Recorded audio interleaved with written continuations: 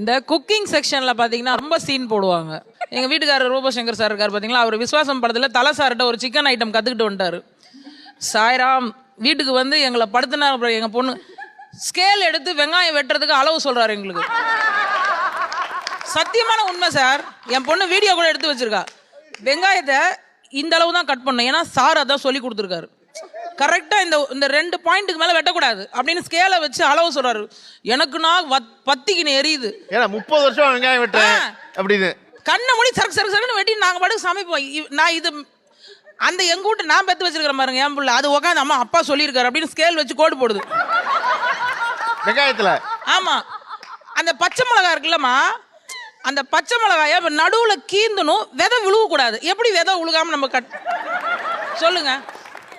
அந்த தக்காளியில மேல அந்த பச்சை கலர்ல ஒண்ணு வரும், அந்த லேயரை கட் பண்ணிடணும். ஏன்னா அது வந்து வயிற்றுக்கு கெடுதலாம். இத்தனை வருஷமா நான் சமைச்சு கொடுக்குறேன்னு நல்லா தானே இருக்கீங்க, நல்லா தானே இருக்கிற குடும்பமே நல்லா தானே இருக்கும், குத்துக்கள் மாதிரி நல்லா தானே இருக்கிறீங்க.